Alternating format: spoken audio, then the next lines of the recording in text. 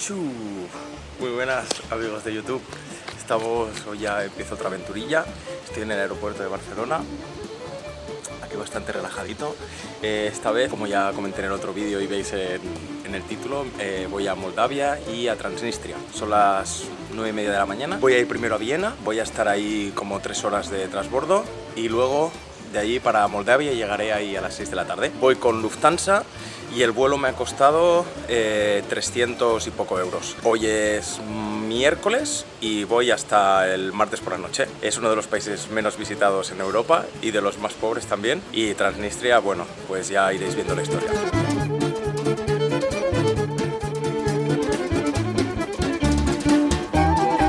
Magia otra vez. Ya estoy en Viena, en Austria. Llevo un par de horas aquí, en una hora sale el vuelo. Ya me he cogido mi café de 5 euros.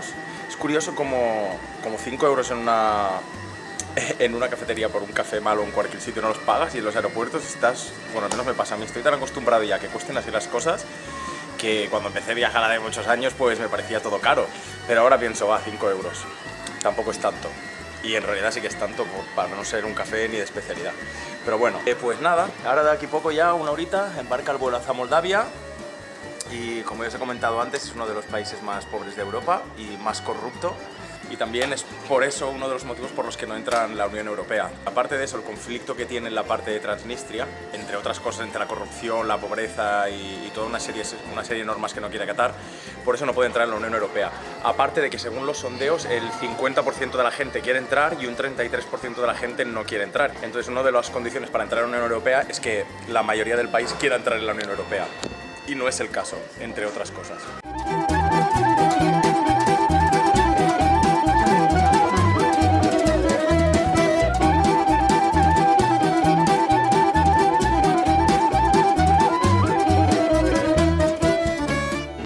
Ya he llegado a Chisinau, a Moldova, no sin antes un largo interrogatorio, que claro, no conocen Andorra tampoco aquí, que qué hago aquí, que dónde trabajo, que si vengo de España, que si cuántos días, que si cuánto dinero llevo, y varias preguntas más, que le enseñara el billete de vuelta, si iba a ir a Transnistria, si iba a ir a Ucrania. Un montón de preguntas, y a nadie más le han hecho esas preguntas porque iban rapidísimo. Pero bueno, ya estoy aquí, estoy esperando el bus y me voy para el apartamento. Ya he llegado al apartamento, son las 8:30 de la noche. Me ha costado una hora llegar aquí. He llegado al aeropuerto, he tenido que comprar esperar un autobús, el autobús número 30, y venir hasta aquí. Me ha costado 6 leis, que son unos 30 céntimos más o menos, o sea, es ridículamente barato.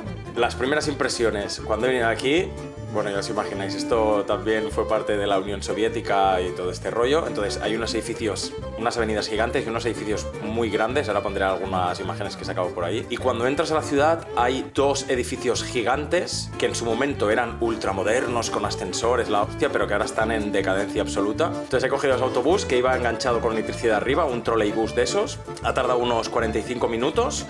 Se ha desenganchado 4 veces en el trayecto, el cachador arriba. Tenía que bajarse el conductor y sacar con un palo y engancharlo ahí. Y nada, he llegado aquí, ahora os enseño el apartamento, la verdad que está bastante bien.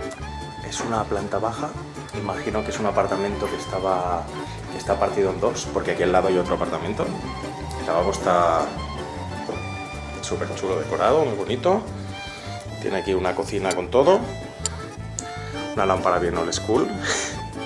Las vistas no es nada, es un bajo, o sea que no hay nada, da una especie de patio interior. El barrio es como bastante decadente también. Es nada, esto, lo cogí porque estaba más o menos en el centro. Bueno, son 30 euros al día. Esta ciudad es bastante barata, pero el alojamiento y algunas cosas no lo son. Y me acabo de comprar una tarjeta de teléfono con 20 gigas y 200 minutos por 2,5 euros. Una tarjeta prepago. De los sitios donde más barato me ha costado, si no el que más barato del mundo. Impresionante. Me he venido a este sitio, Le Placinte se llama. Tiene un 4,7 de 1300 opiniones, así que tiene que estar guay. El sitio parece bonito.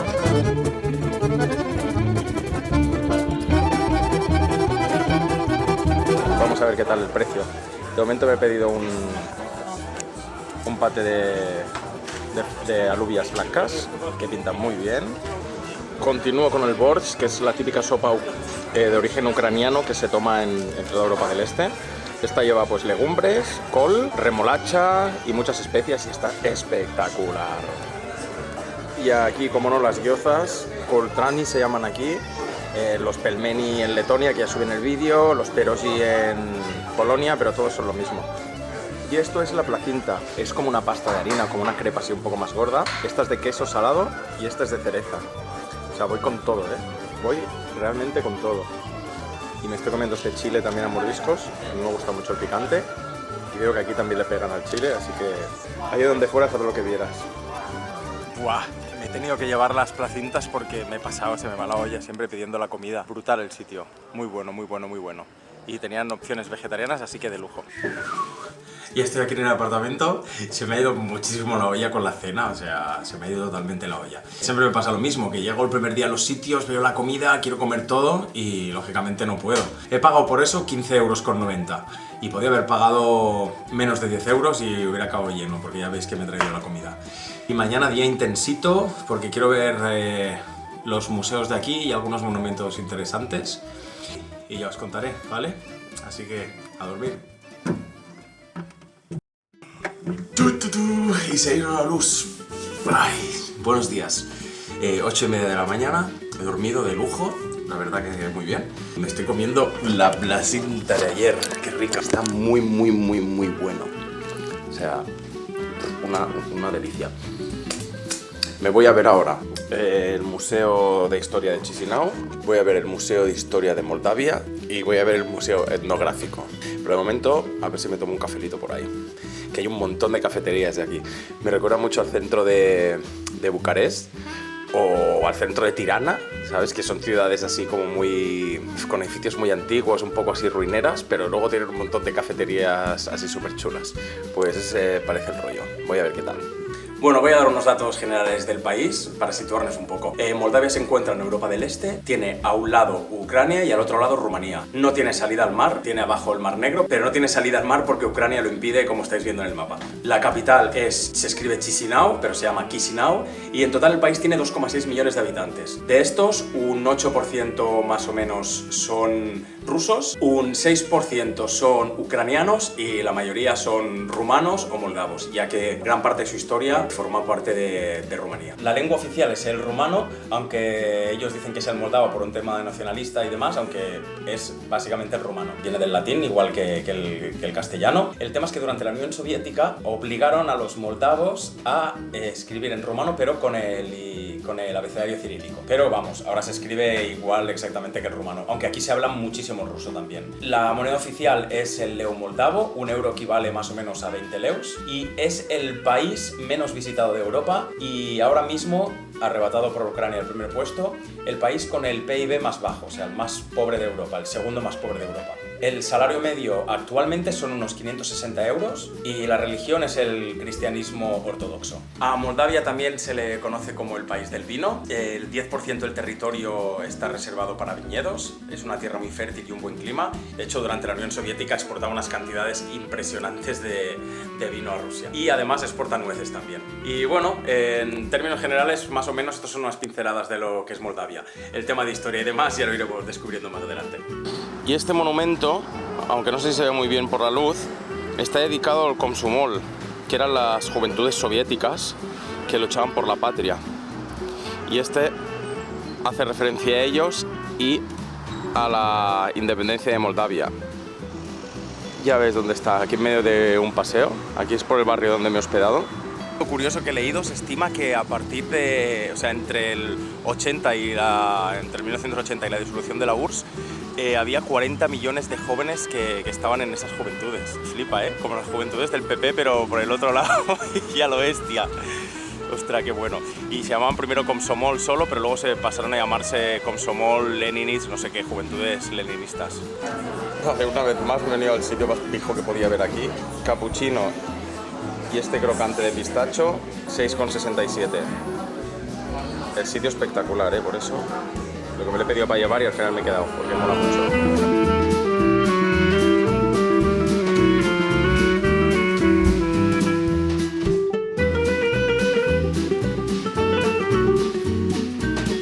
Lo que ves detrás mío es la iglesia de la Natividad Es una iglesia ortodoxa rusa de principios de 1800, de 1830 creo que he leído que se dio la primera misa.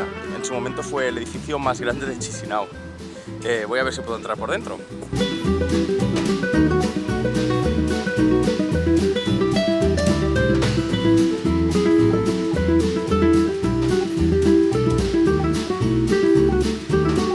Está en un parque gigante rodeado de zonas verdes. La verdad que está muy chulo donde está. Hay muchas zonas verdes por lo que he visto en el mapa y vídeos y lo que he estado viendo de momento. Como era de esperar y es normal, no podía grabar dentro. Ya lo pone que no grabes. Además había mucha gente y por respeto pues obviamente no se debe grabar. Nada, una iglesia ortodoxa más. Está espectacular por dentro, toda dorada. Os dejaré unas fotos para que lo veáis. Y bueno, la diferencia de cuando entras en las iglesias ortodoxas, lo principal es lo de los bancos, primeramente, que no ves bancos, o sea, ellos no se arrodillan para rezar. Luego tampoco creen en el Papa y bueno, muchas otras diferencias que hoy ya sabréis o podéis mirar por internet, pero bueno, son al final sutilezas. Nada, muy chula. Y al otro lado tenemos el Arco de Triunfo, el único arco de triunfo que hay aquí en Moldavia. Y este representa pues la victoria de los rusos sobre el Imperio Otomano, que han tenido muchas guerras. Pues hicieron este arco de triunfo después de hacer la iglesia de Natividad, poco tiempo después, en el siglo XIX también, en el 1850 o por ahí. Dios, es que vaya estampa, ¿eh? Es que esos edificios tan tochos, toda la ciudad sí, es que el rollo soviético está muy guapo.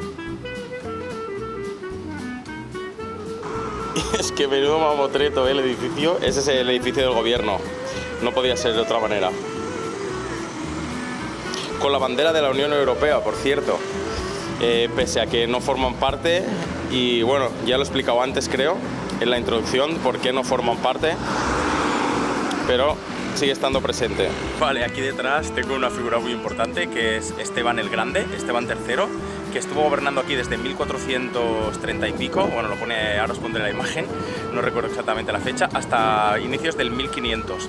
Y cuando empiezas a leer sobre la historia de Moldavia, cuando leí antes de venir aquí, aparece muchas veces porque fue un gran diplomático, fue un gran príncipe, gobernó increíblemente aquí, y en cuanto a guerras, de las 36 guerras que tuvo, ganó 34. Tuvo guerras muchas guerras con los otomanos, con el Imperio húngaro y bueno, sobre todo con los turcos, ¿no? que intentaban conquistar lo que era Moldavia en ese momento. Y lo gracioso, que ya lo leí eso cuando estuve en Rumanía, es que lo ayudó Drácula a subir al poder. Bueno, Drácula, Vlad Tepes o el Empalador, supongo que lo conoceréis, de ahí salió la figura de Drácula, y él lo ayudó aquí a subir al poder. Entonces él estuvo aquí resistiendo y luego cuando ya murió a partir de inicios del 1500, no sé en qué año, los otomanos ya invadieron esto, Moldavia se volvió un vasallo del Imperio Otomano, hasta 1812 o así, que el Imperio Ruso ya lo anexionó, se lo quedó, lo conquistó, como se quiere llamar. Pero bueno, una figura muy importante, el señorito Esteban III el Grande.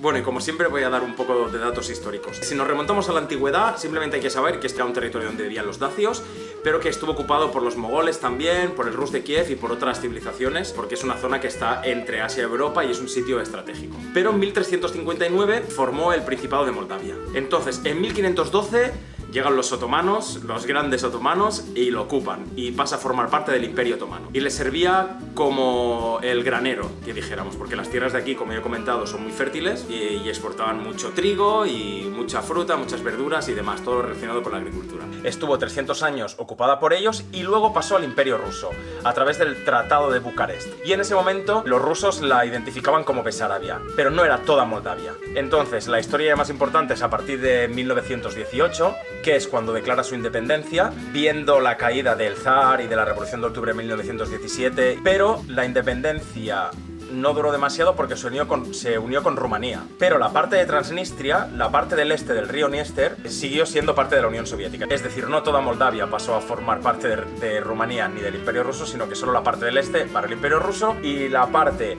occidental para Rumanía. Pero en 1940 y el famoso pacto entre nazis y soviéticos, el Ribbentrop-Molotov, y hacen que la parte que en ese momento pertenecía a Rumanía se anexione totalmente a la Unión Soviética. Pero ¿qué pasa? Que un año después Hitler traiciona a la Unión Soviética, como era de esperar, y en la Operación Barbarroja ocupa Moldavia. Pero esta ocupación nazi solo duró hasta 1944, casi hasta el final de la Segunda Guerra Mundial, donde los soviéticos vuelven a invadir Moldavia y ya se queda formando parte de la Unión Soviética hasta el 91, que se independizan. Y la zona de Transnistria, que ya lo contaré en el vídeo de Transnistria, no sé si lo voy a linkear aquí, porque no sé exactamente cómo lo voy a hacer, pero si no, lo pondré aquí arriba en la cajita de información, aprietas ahí y irás al vídeo de Transnistria, y ahí verás la historia. Pero básicamente Transnistria no quiso separarse, quiso seguir con el rollo de la Unión Soviética, la gente que vivía ahí eran rusos, por lo que se independizó unilateralmente en el 90. Y básicamente esa es la historia, y lo demás ya lo iremos viendo más adelante.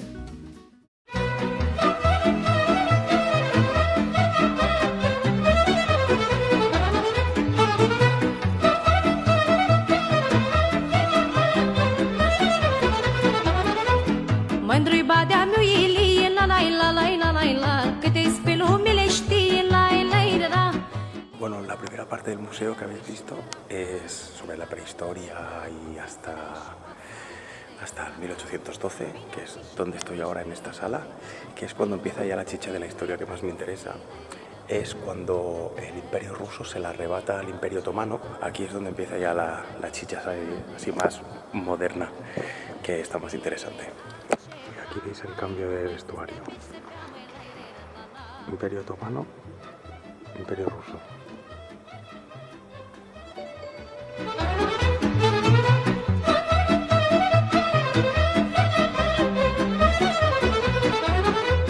Săracu bădița meu, la la la la la la la, capul doare tare rău, la la la la. Săracu bădița meu, la la la la la la la, capul doare tare rău, la la la la. Nu-l doare că-i ostinit, la la la la la la la, el doare că-i cherchel. La siguiente parte del museo, de la que ya estáis viendo imágenes, es cuando se independiza Moldavia en 1917, que ya no forma parte del Imperio ruso, se independiza durante muy poco tiempo y luego ya pasa a formar parte, reconocido internacionalmente, de Rumanía, de la Gran Rumanía, hasta 1940. Entonces es ya cuando se anexiona a la Unión Soviética y ya viene pues lo de siempre, lo que he explicado en otros países y lo que ya sabéis. Una dictadura, muchos cambios sociales, muchas deportaciones a los campos de trabajo o gulags y muertes, muertes, muertes y muertes. Y toda la parte macabra de la historia. Eu mă duc badi cu plugul, la la la la la la la, tu te plimbi pe drum cu murgul, la la la la. Está muy guay porque cada sala tiene unos colores distintos, está decorada distinta y la verdad que está muy currado para lo que cuesta, que vale, creo que me ha costado €1,50 o así. Bueno, lo que decía, la última parte del museo habla de que aparte de los horrores que vivieron durante la época de la Unión Soviética, como todos los países cuando salen de ahí, ponen a caldo toda esa época, aunque muchos ahora la idealicen y está muy guay llevar camisetas de Lenin y de la Unión Soviética. Creo que uno realmente no se entera de lo que vivieron ahí. Pero bueno, cuenta que a pesar de eso, pues que se desarrollaron en otros campos del arte, de la literatura y todo esto. Y nada, pone pues ahí los artistas que hubo en esa época y tal, que tampoco me ha parecido muy interesante como para grabarlo. Voy a ver una exposición temporal que hay, creo, y poco más. Wow, me pensaba que me iba ya, pero no. Hay una exposición temporal aquí, con un campo de batalla gigante aquí, para simular como que estás en primer plano de la guerra. Y luego detrás un montón de testimonios pues de gente que durante el régimen soviético fueron enviados a los campos de exterminio, bueno, a los gulags, por conspiración, por hablar mal del gobierno y por paranoias varias, o realmente porque eran disidentes y era gente que luchaba contra el régimen soviético. Bastante impactante, no sé si se aprecia bien, pero las luces rojas aquí sentados, los sonidos que se oyen de fondo, está bastante interesante. Y destacar que toda esa pintura está hecha a mano.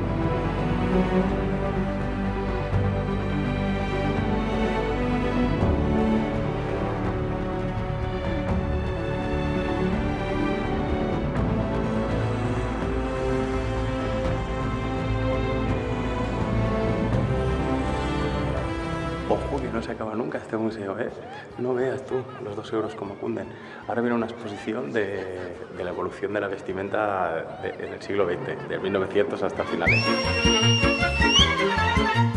Săracul bărbatul meu, măi, toată lumea îmi zis că-i răgălân. Nah, al final era muy pequeñita. Y luego otra con más de 4.000 piezas de la guerra. Aquí sí que os dejo unas tomas, va. Desde la época medieval hasta la actualidad prácticamente. Está gigante, la sala.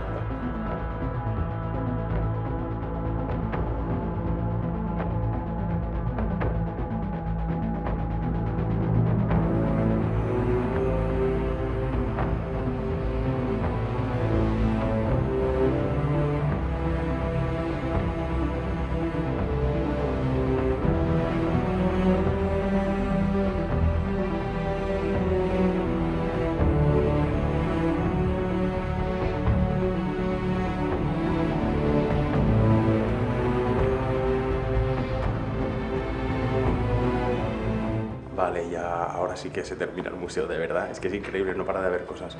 Hay toda una sala dedicada a los horrores de la Unión Soviética. Las deportaciones a los gulags y todo el rollo. En el vídeo de Letonia os recomiendo libros de Dostoyevsky, bueno, los típicos de Archipiélago Gulag y varios libros más que están muy bien sobre todas estas deportaciones. Os dejo aquí arriba el enlace del vídeo, ¿vale? Para que os lo miréis. Bueno, ahora os pongo una imagen de lo que pone en la entrada y ya vosotros mismos juzgáis. Museo de 10, la verdad. Por ese precio, la información que hay está de lujo, está increíble. Tiene una parte fuera aquí, y esto es gratuito por eso, con algunas cositas también, algunos helicópteros y cosas así de diversas épocas. Una buena colección, me ha gustado mucho. Yo, como me han dicho alguna vez o me dicen por los stories que subo, no soy anti-Unión Soviética ni anticomunista, soy anti cualquier cosa que esté aplicada mal y que implique la muerte de inocentes y que se rían del pueblo, o sea, básicamente. Que roben, que la gente esté viviendo en la miseria. Da igual si es nazismo, si es comunismo, si es temas religiosos, lo que sea. Todo lo que haga que se use esa ideología para aplicarla mal y para hacer creer a la gente que va a ser increíble eso. Y luego pasa esto. Cuanto más sabes, más asco te da todo eso. Joder. Ostras, no, palabrotas no, que tengo que poner los pips. Bueno, perdón. Me voy a por el siguiente. Acabo de salir del Museo de la Ciudad de Chisinau, 50 céntimos, no vale para nada la pena. No hay absolutamente nada, el edificio es bonito, pero muy pequeñito y hay nada, 4 cosas que realmente no vale la pena entrar. Así que no os lo recomiendo. Y ahora sí, me vengo al Museo Etnográfico de Moldavia. Etnográfico es sobre la cultura y sobre la forma de vivir. Como veis, el edificio tiene un estilo que se llama pseudo-mauritano, por lo que he leído. Simula una mezquita, parece árabe. Simula una mezquita, pero no tiene minaretes ni nada de eso. Y fue construido en 1889. Se ve que estaba de moda el rollito este en esa época, no sé. Hicieron un concurso y el que ganó el arquitecto fue este. Ahora no me acuerdo el nombre, os lo pongo aquí debajo. Y nada, voy a ver qué tal este museito. Bueno, ya se ve la entrada, ¿no? Dar numai bărbatii de sapă, la la la la la la la. Tu dormi dus întins pe iarbă, la la la la. Da ai dormit vara încheiată, ce-o să faci badi la iarnă, la la la la. Ai dormit vara încheiată, ce-o să faci badi la iarnă, la la la la.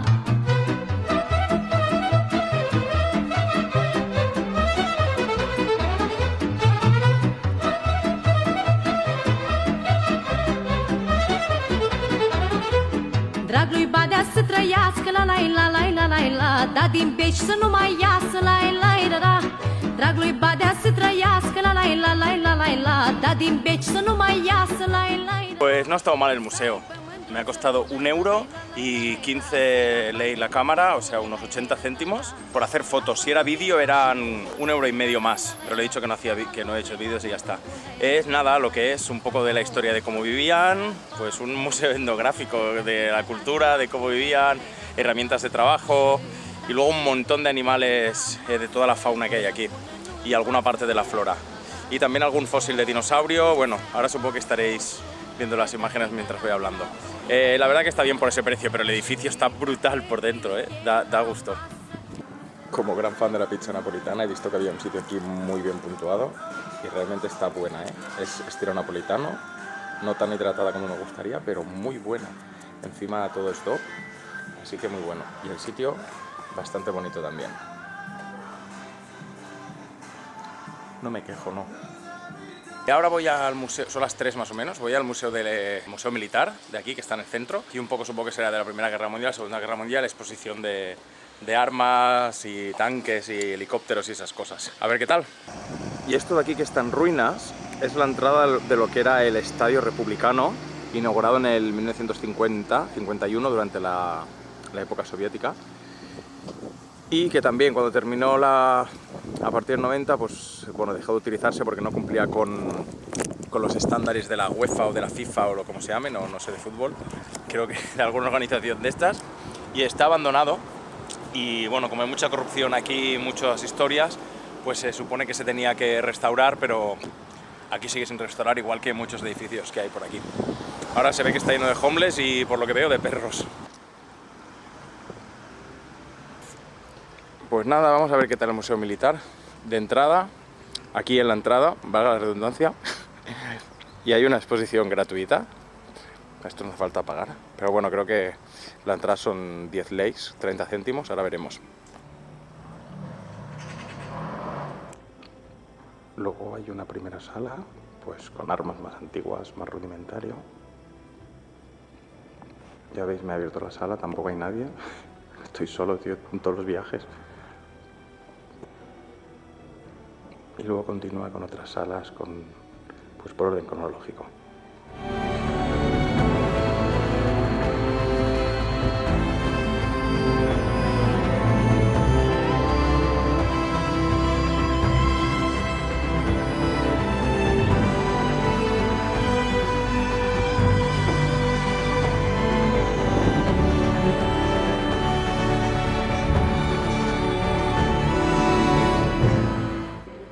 Después de varias salas, está muy bien ambientado, ¿eh?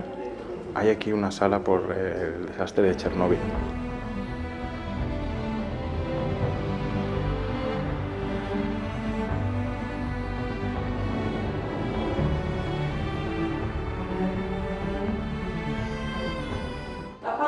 Y aquí, como no, una sala dedicada a toda la época soviética.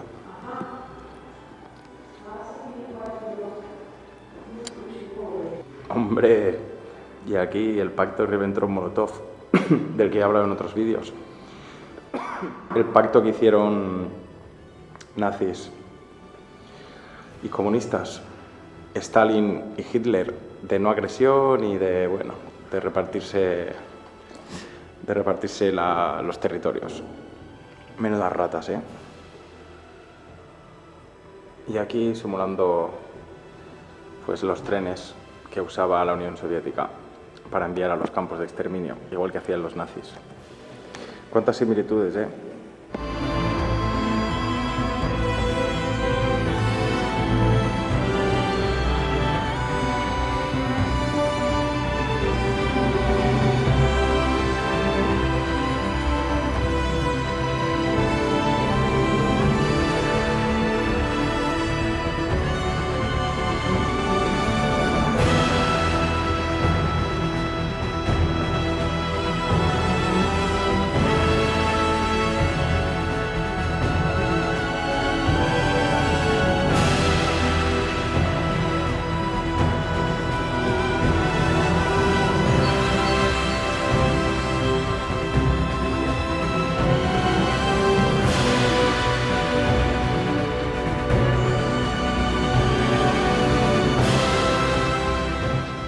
Pues ni tan mal el museo al final, ¿eh? Ostras, me he desanimado un poco las primeras salas que vi. La primera sala que he visto, eso, que era muy antiguo. Y había visto fotos por internet que era muy chulo, pero luego te vas metiendo en ambiente ya, y cuando bajas al subterráneo, que hay, aparte de armas, hay cosas de historia también, y muchas cosas caseras de la Unión Soviética, juegos, cosas de niños, electrodomésticos de casa y tal, y está muy divertido ver esas cosas. La verdad que me ha gustado, para el euro que me ha costado y el euro la cámara, no, perdón, 50 céntimos la cámara y 50 céntimos entrar. Me he echado ahí un ratito y está a la mar de bien, y recomendado.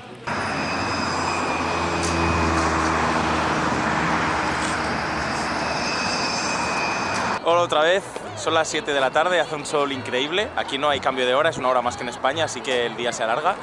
Después de la siesta, y me he venido aquí a las afueras al circo soviético, o el circo de la ciudad. Un circo que se inauguró en 1981, que fue una pasada. He visto vídeos por internet, ahora está totalmente decadente, pero estaba espectacular y tenía muchísima actividad. ¿Qué pasó? Que con el final de la URSS hubo mucha inflación por temas económicos y esto ya no se podía mantener, quedó abandonado, y luego creo que que hizo algunos espectáculos más en 2014, pero bueno, es un símbolo soviético abandonado y destrozado y está bastante bestia. Me he dado una vuelta ya alrededor y está muy curioso. Ahora os voy explicando un poco. Como veis, está ya totalmente abandonado y deteriorado. Tenía capacidad para 2000 personas, he leído.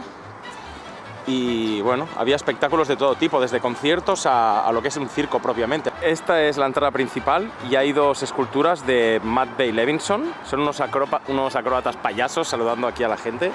Y paradójicamente, este es el único sitio que estaba protegido por cámaras. O sea, las cámaras solo enfocaban aquí. Y justo le arrancaron la cabeza. El único sitio que supuestamente estaba protegido. Vaya pasada, ¿eh? Todo el presupuesto de aquí vino de la Unión Soviética. Fue un regalo a la ciudad.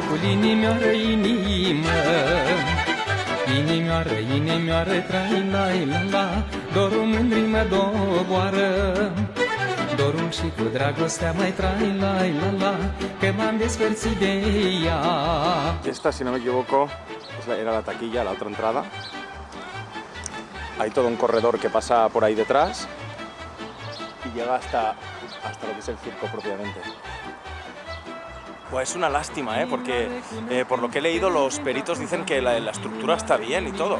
O sea, de hecho lo volvieron como a reinaugurar en el 2014, haciendo algunas inauguraciones, pero bueno, luego por movidas de empresarios y toda la corrupción que hay aquí. Bueno, salió en bolsa y todo, pero no sé exactamente, debe haber algunos rollos raros por detrás, políticos y movidas de esas, que impiden que vuelva a estar en funcionamiento, pero ostras, está muy chulo, ¿eh? Yo hoy para cenar vuelvo a un georgiano. Los que ven mi canal ya saben que me gusta la comida georgiana, así que sería oportunidad, se iba georgiano. Con quesito georgiano, espinacas y un lindo gatito. Y después de los khimkalis, el buen cachapuri.